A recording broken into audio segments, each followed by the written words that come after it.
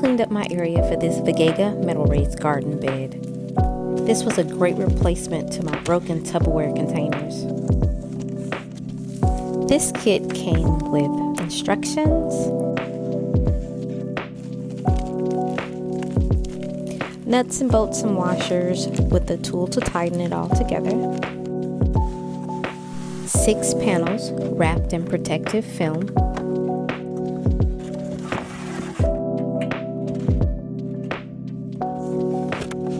and protective rubber edging. I'll be honest, this was about the extent of me opening up these instructions, I'm not gonna lie. I mean, looking at what comes with the kit, how could you go wrong, right? Side note, I was debating removing this protective film. I grew up in the 80s where the couches were covered in plastic for protection. But I digress. I decided to start with the corner panels first. No rhyme or reason, just decided to do them first. So I took these 2 panels first, make sure the holes were aligned, and began to insert the screws. It was a total of 4 screws per panel connection. Once I got in the groove, it didn't take hardly any time to complete this step.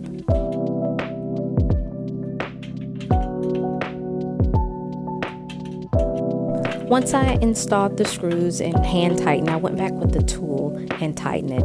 Then I took the screwdriver to make sure it was the tightest it could possibly get. At this moment, I was feeling myself. I thought I had it all figured out.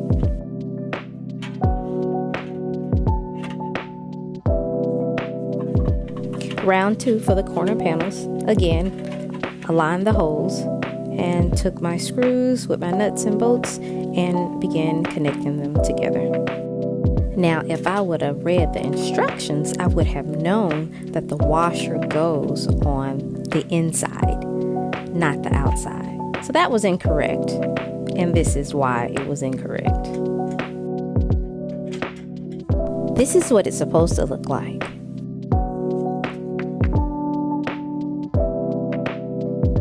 Not this.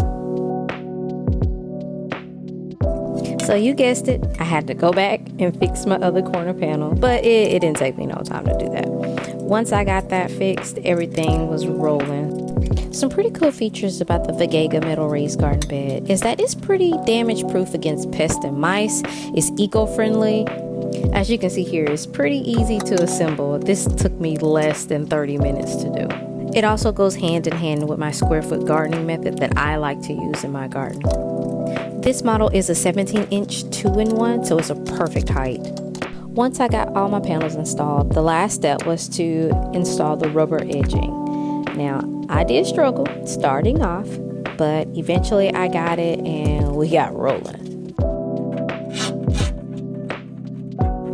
Now, this little area right where the panels join almost took me out, but I got it.